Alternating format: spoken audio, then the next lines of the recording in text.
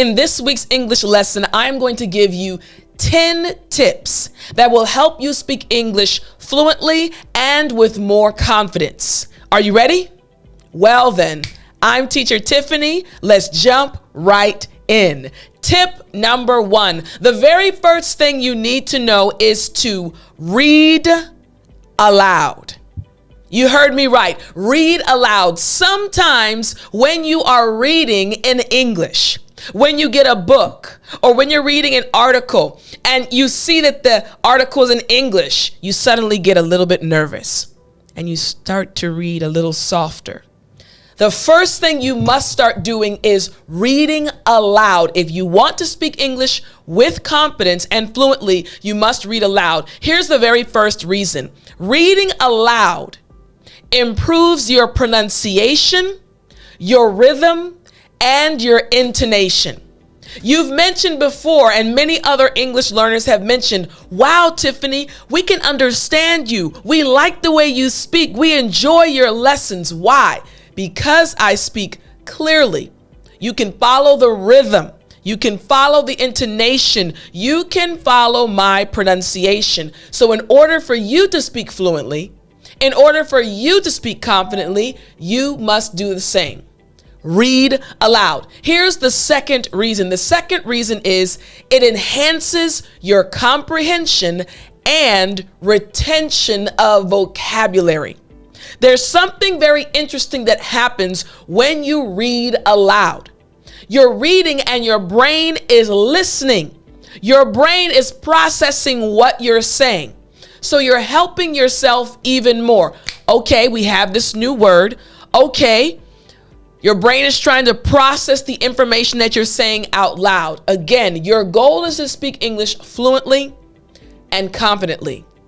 Tip number 1, you must read aloud. Here's the third reason. This builds confidence by practicing articulation and fluency. I remember when I was studying Korean. And again, I know what you're going through. I remember when I was studying Korean and I would go on Sabbath afternoons. I went to church on Saturdays. I would go and participate in a Bible study and we'd have to read the Bible verses in Korean. And sometimes when it was my turn, I'd have it on my phone. I could read it, no problem, silently. But the moment I had to read aloud, all of a sudden I was a little bit nervous. I wasn't sure if my pronunciation was going to be correct. I wasn't as confident, but the more I did it, the easier it became. So, tip number 1, read aloud. Again, the reason why: it will build your confidence and your articulation and your fluency will improve. Tip number 1. What about tip number 2? Tip number 2 is also important. Don't worry about making mistakes. This is something you've heard me say over and over and over again. I emphasize this point because the moment you stop worrying about making mistakes, woo-wee, my friend, your English is going to take off. You've been putting so much English into your brain over the last few months, over the last few years, and maybe even over the last few decades. Take away the stress that comes with worrying about making mistakes, and your brain will start to process information faster. You'll start to rely on what you've learned and it will come out. So, 3 reasons why this is so important. Reason number 1, mistakes are a valuable learning opportunity and can highlight areas for improvement. Don't be afraid of mistakes. They're actually going to help you. Hey, this is something I need to work on. Hey, I didn't realize this is something I was struggling with. Don't worry about your mistakes. Second reason, this encourages experimenting with new vocabulary and sentence structures. I love this. I encourage my students, and again, if you're not a part of our family, please join.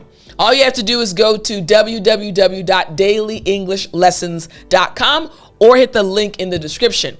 But I love watching my students stop worrying about mistakes. They become so creative and they just try to use words and expressions and idioms. It doesn't matter if they make mistakes. The point is trying, making an effort, experimenting, being creative. This is how you move forward to fluency. Here's the third reason why you must stop worrying about mistakes.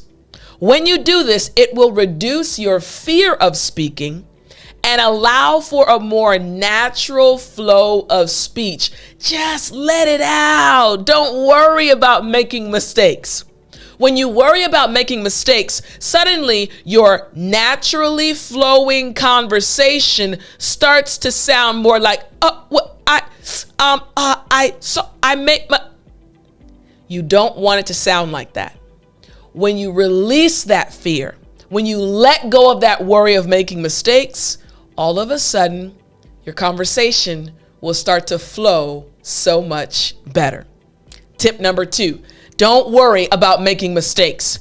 What about tip number 3? Tip number 3, practice speaking in front of a mirror. Listen, I want you to get in front of a mirror. I've heard so many times, Tiff, I live in a country, and in my country, there are not that many native English speakers. Tiff, there's no one around me I can practice with. Tiff, ... Tip number 3 will help you overcome those challenges. Practice speaking in front of a mirror. Maybe you're asking, Tiffani, how is this going to help me? I'm so glad you asked. Reason number 1, why this is going to be so helpful. Here's reason number 1. This will build your confidence by seeing your own progress and improvement. Imagine if you're watching the video right now, I'm holding my phone, but imagine my phone were a mirror. It's a mirror. I'm looking at myself. You naturally will start to assess yourself. As you do this self-assessment, you'll start to improve. Again, you'll recognize your progress and you'll recognize your improvement. We're talking about finally being able to speak fluently. Finally being able to speak English with confidence. Reason number 2, this will help you improve your body language, your facial expressions, and your gestures. When you look at yourself, you'll notice, oh, wait a minute, I'm usually slouching. Let me sit up. Let me put my shoulders back. Oh man, I kind of look angry when I'm speaking in English. Okay, I don't want to look angry when I speak English, so let me smile a little bit more, like Teacher Tiffani. Come on now, smile with me. Go ahead. So you'll be able to recognize these things as you practice in the mirror. And finally, the third reason is it provides a safe environment for practicing without judgment. This is something that is very important. Many times you feel nervous. Ooh, I don't want to make mistakes in front of people. Ooh, I don't know what someone's going to say. It's just you and the mirror, boo. You won't have to worry about that. Again, tip number 3, practice speaking in front of a mirror. Tip number 4, another important one. Record yourself speaking and then listen to the recording. You can use a cell phone. You can use an audio recorder. Record yourself. I prefer that you record a video, but if you're not able to, an audio recording is also just as good. Record yourself saying whatever you'd like to say in English. Then listen to yourself. Self-assessment is so important as you are trying to become a fluent English speaker. Here are the reasons why this is so important. Reason number 1, this allows you the opportunity for self-assessment and the opportunity to identify which areas you need to improve in.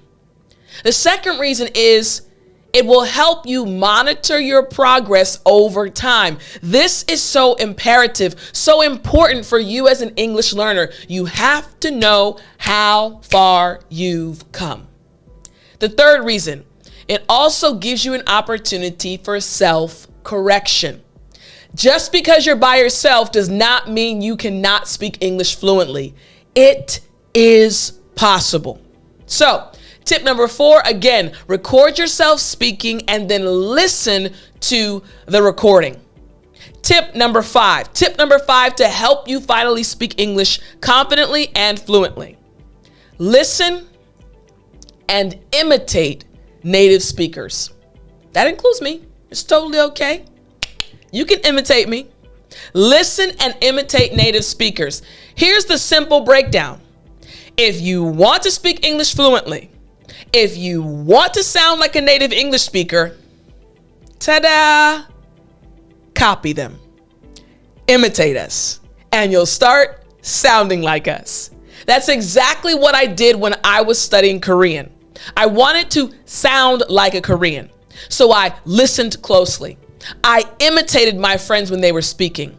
I imitated individuals that I saw when I was watching Korean dramas. And what happened? When I was on the phone, other Koreans thought I was Korean because I had been imitating Koreans, native Korean speakers. So why is this so important? Here are the reasons for this tip. Number 1, this will help you develop a natural accent and intonation. That's what you want, right? A natural accent and intonation. Reason number 2, it will enhance your understanding of local idioms and expressions. As you're imitating native English speakers, you'll naturally hear them use idioms properly, expressions properly, and you'll also start using them properly. Here's the third reason. It will boost your confidence by modeling after fluent English speakers. You'll know, hey, I'm mimicking them, so I know I'm following the right path. I'm on the right path because that's what I want to sound like. So again, tip number 5, listen and imitate native speakers. Tip number 6, think in English. This is something that I emphasize so much. Think in English. In order for you to speak, you must first think. You've seen some of my lessons where I say think and speak English, right? Think in English and then speak English. This is something you have to start doing if you want to speak English fluently. Now, before I give you the reasons, I do want to remind you, each week I send out emails 3 times a week, totally for free. And these emails will help you speak English more fluently. I give you tips. I give you tricks. I'm constantly encouraging you along your English journey. So if you'd like to receive my free email newsletter, all you have to do is go to speakenglishwithtiffani.com/newsletter. It's a totally free newsletter. 3 times a week, I'll send you an email that will help you and encourage you along your English journey. I'd love to continue helping you on your journey. So again, speakenglishwithtiffani.com/newsletter. So let's check out the reasons for this. Here are the reasons for thinking in English. Reason number 1, this will speed up thinking and response times in conversations. The more you force yourself in your practice time, in your alone time to think in English, the easier it will be for you when you get to a real conversation to think in English. It will come naturally because you've practiced so much leading up to the conversations. It will also help you improve your fluency and reduce translation efforts. Many times I've heard English learners, maybe like you, say, Tiff, I have this problem. Whenever I'm trying to speak English, I only hear my native language in my mind. That's simply because you haven't practiced thinking in English. Tip number 6, practice thinking in English. The third reason, develop a more natural and confident speaking style. The more you practice thinking in English, the more confident you'll be when you actually speak English. Because you're confident in your own thoughts that you've already organized, you've been practicing over and over again. We're talking about speaking English fluently and confidently. These tips will help you achieve this goal. So remember, think in English. Tip number 7, practice summarizing. Man, I can't emphasize this one enough. Practice summarizing. Let me explain something very quickly. This is something that even native English speakers struggle with. Sometimes it's hard to condense an idea into a smaller phrase, into a smaller or shorter sentence. I have a friend of mine that I'm helping. He's American. I'm helping him learn how to summarize. Hey, I don't want the 10-minute story. Give it to me in 60 seconds. The more you practice doing this, taking large amounts of information and being able to summarize them, picking out the main ideas, picking out the most important details, and being able to summarize that large piece of information, the easier it will be for you to speak fluently later on in English. So again, practice summarizing. Why is this so important? Here are 3 reasons. Let's look at them. 3 important reasons. Reason number 1, it will strengthen your listening skills by recognizing and extracting, taking out, picking out important information. You are training yourself how to think, which will affect your ability to speak English fluently. Reason number 2, it will enhance your speaking skills by organizing your thoughts in a concise manner. Hey, I can't speak for 10 minutes. This person only wants a 2-minute summary. So which points should I deliver? Which points should I give? Enhancing your speaking skills. And finally, it will build your confidence in delivering clear and coherent summaries. Your confidence will improve, which will inevitably result in your speaking improving as well. We're talking about speaking English fluently and confidently. Tip number 7, practice summarizing. Tip number 8. Tip number 8 is focus on one skill at a time. Listen closely, my friend. Focus on one skill at a time. There are so many skills you need to master. Listening, writing, speaking, so many different skills. Focus on one at a time. Master it, move to the next one. Let me tell you why this is so important for you to do.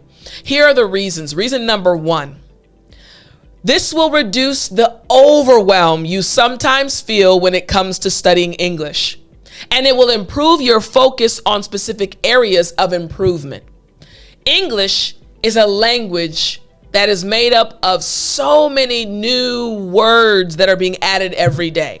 So many expressions, so many idioms, so many rules. Focus on one skill at a time. Master that skill, then move to the next. It will help you feel less overwhelmed. Remember, I'm giving these tips specifically for upper intermediate and advanced English learners. If you're a beginner or even a lower intermediate, you need to focus on multiple skills at a time. But once you get to a certain level, remember who I'm focusing my tips on. You need to focus on one skill at a time. Next, this will provide systematic approaches to language learning. A systematic approach to learning your language, the language you're desiring, English. Reason number 3, it will build confidence by mastering one skill before moving on to the next. Oh, I got that. Let's move forward. We're talking about building your confidence, which will affect your ability to speak English fluently. Tip number 9, use visual aids. I love using visual aids. I used them when I taught English in South Korea. I use them with my students now. I might tell very vivid stories if I'm doing an online class. But if I'm in person, I like to draw pictures. Why? Because something happens when you can see what you're learning. Here are 3 reasons I want you to remember. Reason number 1, using visual aids enhances your understanding of vocabulary and concepts. If I say lion, immediately in your brain, a picture of a lion appeared, right? Maybe a video clip. There's something powerful in using a visual aid. Reason number 2, it supports memory retention through visual associations. Remember we talked about triggers, right? There's a word. If your brain has a visual aid to connect to that word, you'll remember it for a longer period of time, making it easier to learn later on down the line. And reason number 3, this provides a different way to engage with the language and build confidence. No one wants to be bored. This is a bit more of an entertaining way of learning English, all right? So again, tip number 9, use visual aids. Tip number 10, very important, believe in yourself. That's right. The final tip I have for you is the most important. You must believe in yourself. You have to believe that it's even possible. You have to believe that yes, you, my friend, you can do it. You can and will speak English confidently. Why is it so important for you to believe this? Reason number 1, believing in yourself. When you do this, you'll develop a positive mindset towards language learning. No longer will you say to yourself, English is just too hard, or I just can't do it. Michael's better than me. Sally's better than me. No, it will change your mindset about language learning. Reason number 2, it will boost your motivation and resilience in speaking English. Learning English, it's a long journey, but when you believe in yourself, you'll keep going. You won't stop. You'll stay with me. You'll stay with me each week. And reason number 3, allows for a more confident and fluent delivery of speech because you believe in yourself. When you believe in yourself, listen, you come out there, hi, my name is Tiffani. I'm an English learner. I'd like to ... Believe in yourself. You can do it. Now, these 10 tips will help you finally speak English fluently and confidently. I hope you enjoyed this lesson. Don't forget to check out the newsletter. I'd love to continue helping you throughout the week. I'll talk to you in the next lesson.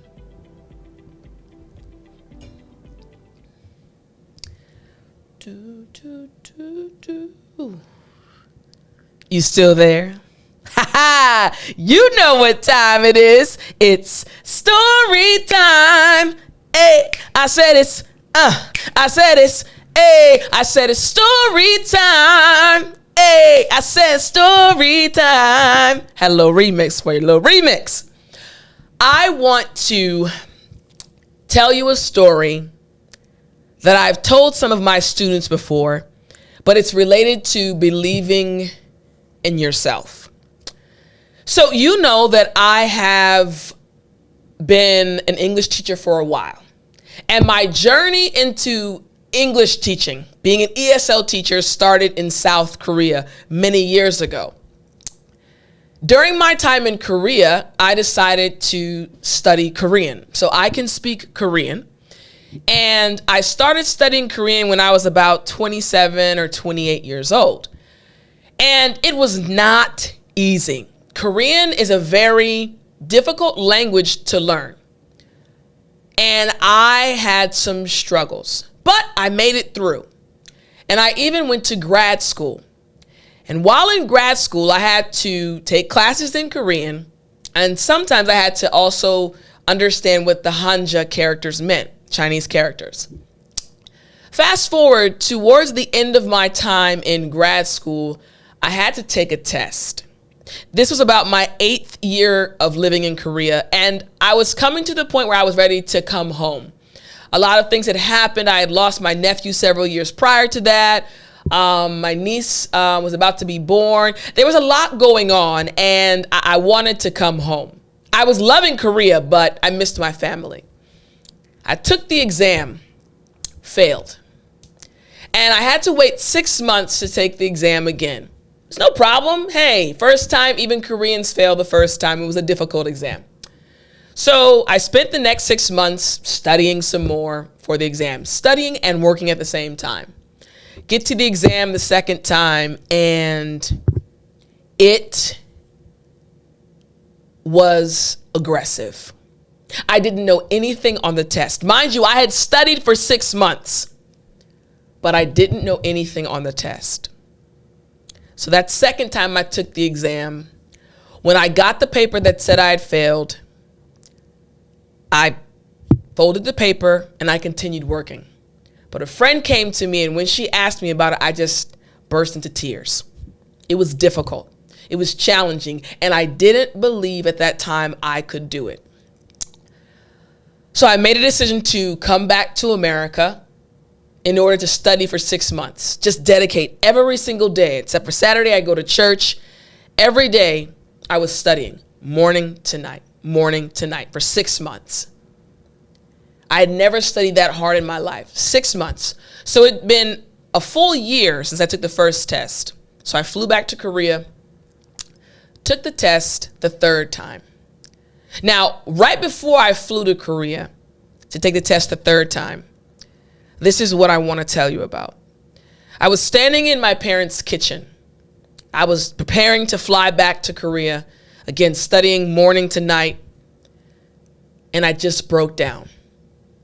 I'm a pretty strong individual, but it was a lot.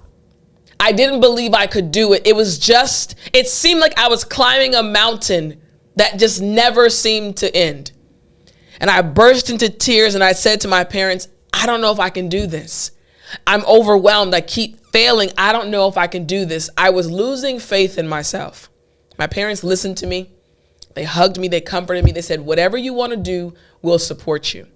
So I gathered myself together and I said, I want to try one more time. I know we don't give up. We don't quit.